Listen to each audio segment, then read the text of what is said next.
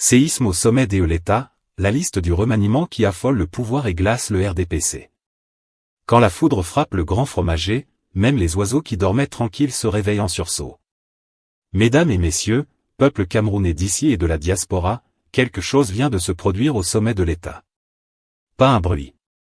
Pas une sirène. Pas une déclaration officielle tonitruante. Mais le sol politique a tremblé. Une liste. Une simple liste en apparence.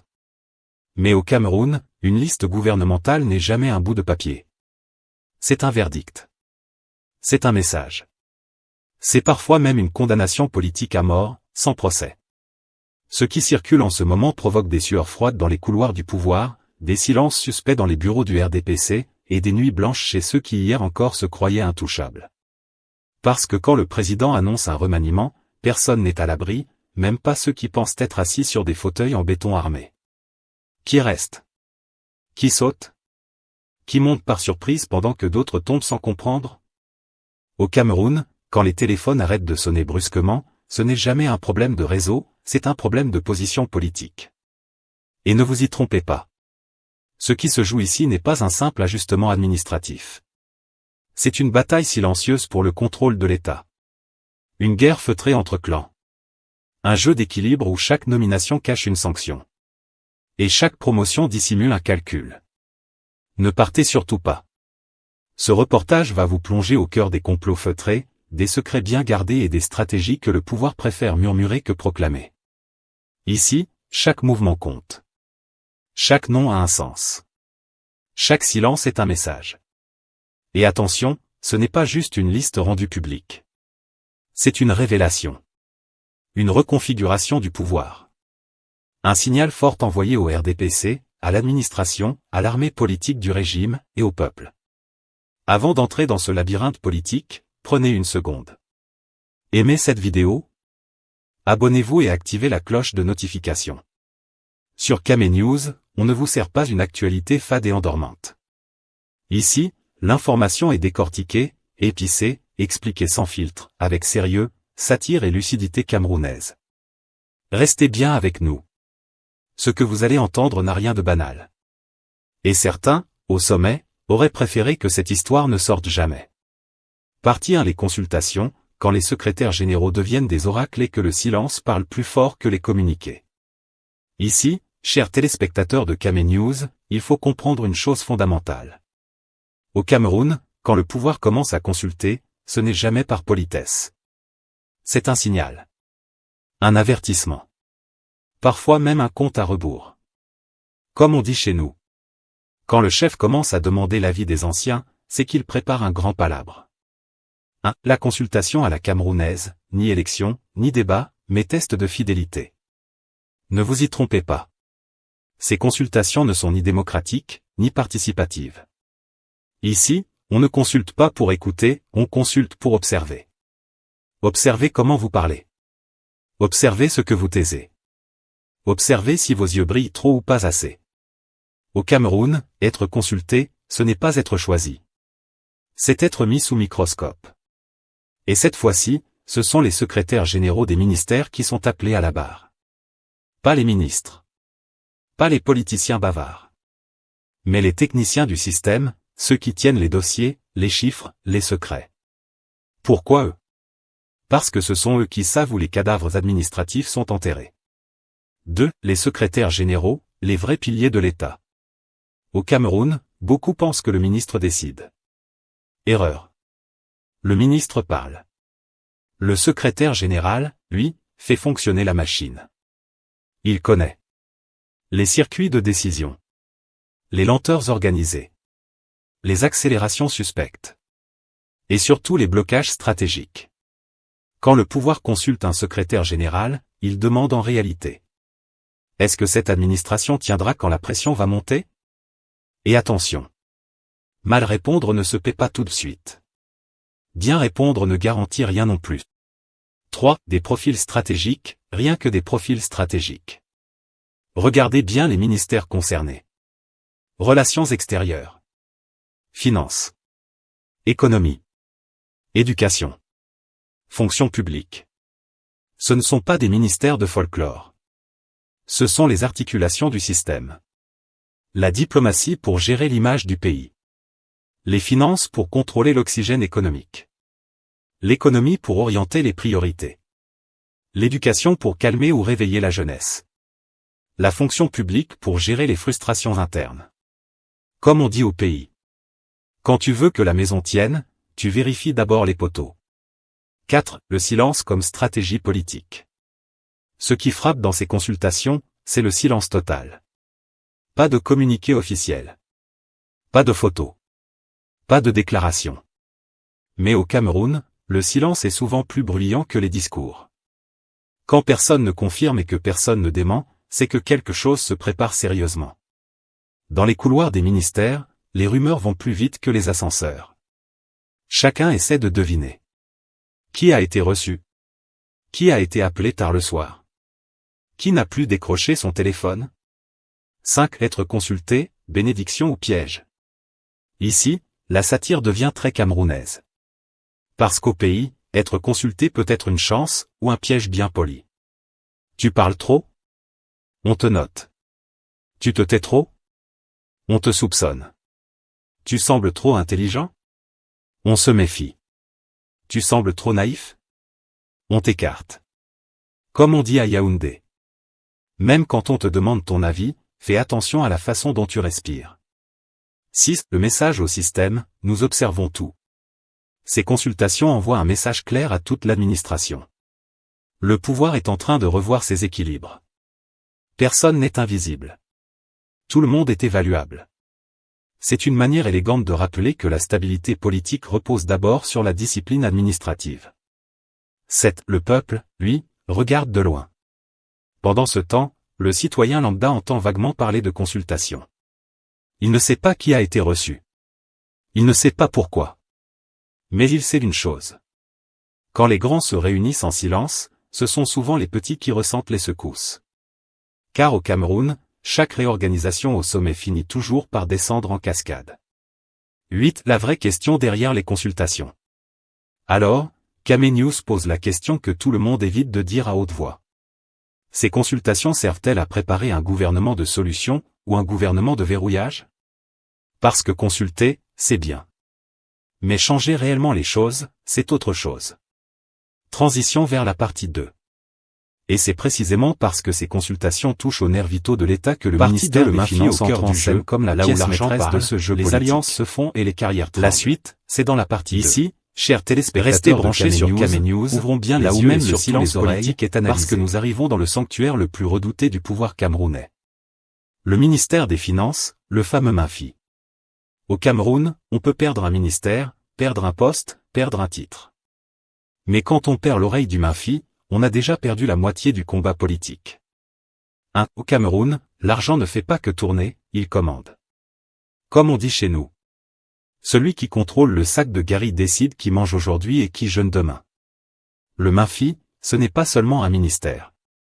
C'est le cœur battant du régime, la caisse noire de la stabilité, le thermomètre de la confiance présidentielle. Route, salaire, élections, sécurité, diplomatie. Rien ne respire sans le feu vert des finances. Donc quand des directeurs stratégiques, des chefs de division sensibles et des inspecteurs du Trésor sont consultés discrètement, ce n'est pas pour demander la météo. C'est pour tester les loyautés. Mesurer les fidélités. Vérifier qui est prêt à tenir la ligne, même quand la pression monte. 2. Des consultations qui ne disent pas leur nom. Officiellement, on parlera de simples échanges administratifs. Mais au Cameroun, tout le monde sait lire entre les lignes. Quand le directeur du budget est consulté, ce n'est pas innocent. C'est lui qui sait. Où l'argent est. Où il va? Et surtout où il ne va plus. Quand une autre responsable réputée proche du secrétariat général de la présidence est appelée, le message est clair. Le palais regarde de très près ce qui se passe ici. Ici, on ne consulte pas pour former, on consulte pour sécuriser. 3. Le MINFI, terrain de guerre silencieuse. Attention, Camenews le dit clairement. Le MINFI est aussi un champ de bataille politique, mais sans cri ni slogan. Les rivalités y sont feutrées. Les coups se donnent par notes administratives. Les éliminations se font par mutation, mise à l'écart, ou simple silence. Un jour, ton dossier avance. Le lendemain, il dort. Et personne ne t'explique pourquoi. Comme on dit à Yaoundé.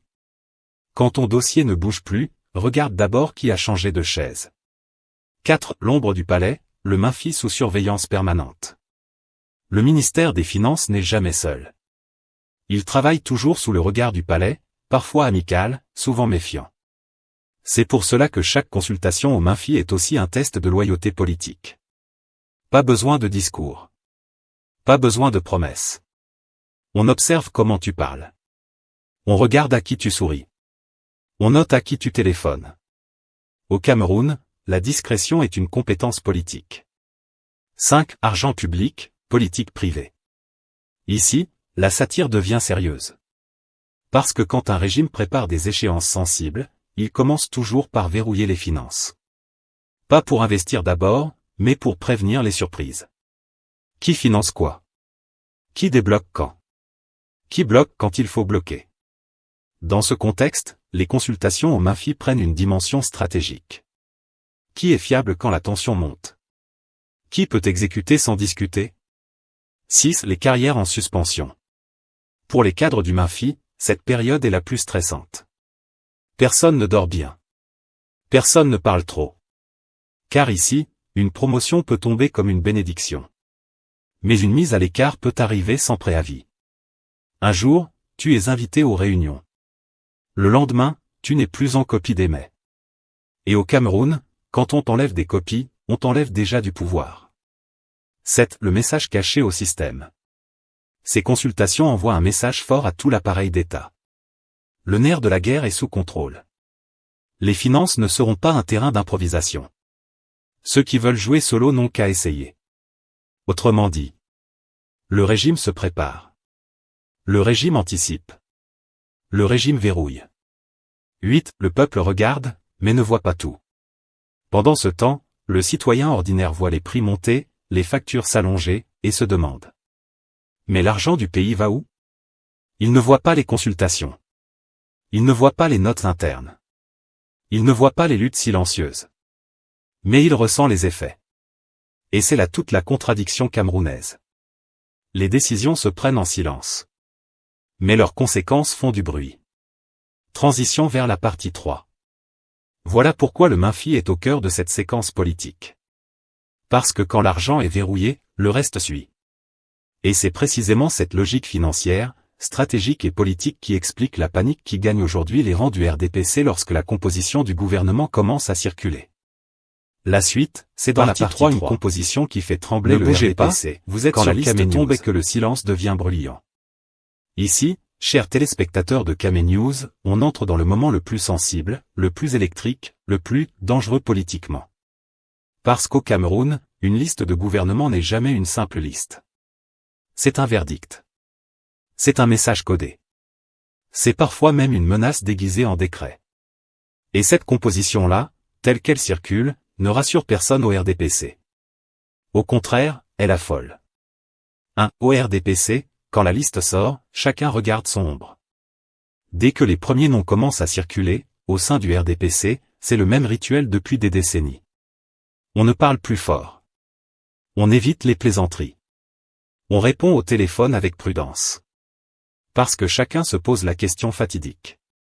Mon nom est-il dedans, ou est-ce que je viens d'être enterré vivant politiquement? Au Cameroun, ne pas être nommé, ce n'est pas seulement rester à la maison. C'est perdre le téléphone qui sonne. C'est voir les salutations devenir rares. C'est passer du statut de « grand camarade » à celui de « ancien ». Et dans un parti-État comme le RDPC, être ancien, c'est déjà être suspect. 2. Des noms qui restent, des noms qui montent, des noms qui dérangent. Ce qui choque d'abord dans cette composition, ce n'est pas seulement qui est nommé, mais qui reste. Certains visages semblent collés au fauteuil, comme si les sièges avaient été fabriqués sur mesure pour eux. On change les ministères, on réorganise les portefeuilles, mais les hommes clés demeurent. Message clair du sommet. La confiance ne se renouvelle pas, elle se conserve. Puis viennent les promotions inattendues. Des profils que personne n'avait misés gagnants. Des hommes et des femmes dont la seule vraie qualité semble être la proximité avec le centre du pouvoir. Et là, dans les rangs du RDPC, certains avalent leur salive. Donc c'est ça, la récompense du militantisme de terrain? 3. Les barons du parti, entre frustration et silence stratégique. Au RDPC, il y a les jeunes loups, mais il y a surtout les barons. Ceux qui ont mouillé la chemise depuis les années du parti unique. Ceux qui connaissent tous les slogans par cœur. Et pourtant, beaucoup se sentent aujourd'hui mis à l'écart, contournés, dépassés. Mais attention. Au Cameroun, un baron frustré ne crie pas. Il observe. Il attend. Comme on dit chez nous. Le crocodile ne fait pas de bruit quand il change de position dans l'eau. 4. Le RDPC face à sa propre peur, être utile ou être décoratif. Cette composition renvoie une image inquiétante pour le parti au pouvoir. Le RDPC semble de plus en plus être un décor, pendant que les décisions se prennent ailleurs. Le parti mobilise. Le parti applaudit. Le parti défend. Mais au moment de distribuer les vrais leviers, le cercle se rétrécit. Et dans les sections, les militants commencent à murmurer. À quoi sert encore le parti si les choix sont déjà faits? Quand un parti commence à se poser ce genre de questions, c'est qu'il tremble de l'intérieur. 5. La peur des purges silencieuses. Ce qui inquiète le plus, ce n'est pas ce qui est visible. C'est ce qui pourrait suivre.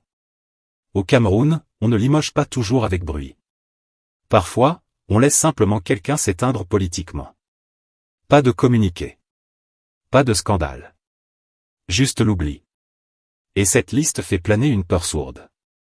Et si ce gouvernement n'était que le début d'un grand ménage? Si le message au RDPC, obéissez, ou regardez. Au fond, cette composition envoie un message brutal au RDPC. La loyauté vaut plus que l'ancienneté. Le silence vaut plus que les critiques. L'obéissance vaut plus que la popularité. Ceux qui comprennent restent. Ceux qui hésitent regardent. Ceux qui parlent trop, disparaissent des listes. 7. Une panique sans bruit, mais bien réelle. Voilà pourquoi on parle de panique au RDPC. Pas une panique bruyante. Pas une révolte ouverte. Mais une panique intérieure, celle qui ronge les partis avant les grandes échéances. Chacun refait ses calculs. Chacun repositionne ses alliances. Chacun vérifie de quel côté souffle le vent. Parce qu'au Cameroun, quand le vent du pouvoir change légèrement de direction, seuls les arbres les plus souples restent debout. Transition. Et c'est précisément cette peur silencieuse, cette tension contenue, qui nous conduit à la question suivante. Ce gouvernement est-il une équipe pour gouverner, ou un dispositif pour contrôler? La réponse se cache dans la suite de notre analyse. Restez avec Kame News. Partie 4. Stratégie, équilibre et message au peuple, quand le pouvoir joue aux dames avec des pions humains. Ici, chers téléspectateurs de Kame News, il faut s'asseoir correctement, bien attacher la ceinture, parce que nous entrons dans le ventre du serpent. Car au Cameroun, un gouvernement ne se lit jamais ligne par ligne, il se décrypte entre les lignes. Derrière cette longue liste de ministres, ministres délégués, secrétaires d'État et chargés de mission, se cache une stratégie bien huilée, une stratégie que le pouvoir maîtrise depuis des décennies, équilibrée sans partager, rassurée sans céder, et changée pour que rien ne change vraiment. 1. L'équilibre régional, la carte qui calme, mais ne soigne pas. Au Cameroun, la politique commence toujours par une question simple. Les régions sont-elles représentées? Et là-dessus, le régime est fort. Très fort même. Chaque zone a son nom, son ministre, son représentant, son symbole. Sur le papier, le Cameroun est au complet. Mais comme on dit chez nous, le fait de mettre le sel dans toutes les marmites ne garantit pas que le repas est bon. Car cette représentation régionale est souvent une présence symbolique, pas un véritable partage de pouvoir. On nomme, on installe, on photographie, et après, on verrouille les décisions au sommet. Le message est clair. Tu es là pour représenter ta région, pas pour déranger le système. 2. Les postes sensibles. Ici, on ne plaisante pas. Regardez bien où le pouvoir a mis ses hommes et ses femmes les plus sûrs. Défense. Finance. Administration territoriale. Justice. Communication. Ce sont les ministères du verrouillage, les portes blindées de la République. Dans ces secteurs, on ne cherche pas des réformateurs, on cherche des gardiens. Des profils capables de tenir la ligne, de parler peu, d'obéir vite, et surtout de ne pas improviser. Comme on dit à Yaoundé. On ne confie pas le fusil à quelqu'un qui pose trop de questions. 3. La jeunesse, entre vitrine et décoration politique. Ah, la jeunesse, ce mot qu'on aime tant prononcer dans les discours. Dans ce gouvernement, on lui donne un ministère, un slogan, parfois un micro. Mais la vraie question est simple. A-t-on donné à la jeunesse le pouvoir de décider ou seulement celui d'applaudir? Car tant que les grandes orientations restent verrouillées ailleurs, la jeunesse reste un argument de communication, pas un moteur de transformation. On t'invite à la table, mais on ne te donne pas la louche. Voilà la réalité. 4. La diaspora, on vous voit, mais de loin. À l'étranger, la diaspora camerounaise observe cette composition avec une loupe. Certains n'en rassurent, d'autres inquiètent, mais une chose est sûre. La diaspora reste un spectateur bruyant, pas un acteur institutionnel. On parle d'elle quand il faut investir, envoyer de l'argent, défendre l'image du pays. Mais quand il s'agit de gouverner, elle regarde par la fenêtre. Comme on dit au pays. On t'appelle quand la maison brûle, mais on ne te donne jamais la clé. 5. Gouverner ou surveiller? La grande question. Et c'est ici que la satire devient sérieuse, très sérieuse même. Ce gouvernement donne parfois l'impression qu'il a été pensé non pas pour résoudre les problèmes, mais pour anticiper les tensions. Pas pour bâtir, mais pour contrôler. Pas pour libérer, mais pour contenir. Quand les ministères les plus stratégiques sont confiés à des profils ultra-loyaux, le message est limpide. Le régime se prépare à des secousses. Secousses sociales. Secousses politiques. Secousses électorales. 6. Le peuple, lui, attend toujours. Pendant ce temps, dans les quartiers, les villages, les marchés et les universités, le peuple regarde tout ça avec un mélange de fatigue et d'ironie. Le chômage est toujours là. Les hôpitaux souffrent. Les routes avalent les voitures. L'école publique lutte pour respirer. Et le peuple se demande. Est-ce que ce gouvernement va enfin s'occuper de nous, ou seulement de lui-même? Parce qu'un gouvernement peut être grand par le nombre. Mais il n'est jugé que par ses résultats. 7. La leçon camerounaise. Au Cameroun, on a appris à lire la politique comme on lit le ciel avant la pluie. Quand le nuage est noir, on sait qu'il va pleuvoir, même si le soleil brille encore. Ce gouvernement, tel qu'il est présenté, ressemble à un parapluie politique. Il protège le pouvoir d'abord. Et s'il reste un peu de place, le peuple s'abrite après. Transition vers la conclusion. Alors Kame News vous pose la vraie question, celle qui dérange, celle que même les murs du palais chuchotent. Ce gouvernement est-il là pour préparer l'avenir du Cameroun, ou pour sécuriser la longévité du pouvoir? À vous la parole. Et restez bien avec nous, parce que la conclusion arrive, et elle ne va pas flatter. Conclusion: la question qui dérange. On peut changer les joueurs, mais si le terrain est pourri, le match reste mauvais. Alors, Kame News pose la question que tout le monde murmure. Ce remaniement est-il un nouveau départ ou simplement un recyclage bien emballé? Dites-nous en commentaire ce que vous pensez de cette configuration. Quel nom vous surprend le plus? Qui vous inquiète? Et surtout, pensez-vous que ce gouvernement peut réellement changer la vie des Camerounais? Si cette analyse vous a parlé, likez la vidéo, abonnez-vous à Kame News, et activez la cloche. Ici, on ne vous vend pas des promesses, on vous raconte ce que le pouvoir préfère cacher, avec sérieux, satire et vérité. À très vite sur Kame News.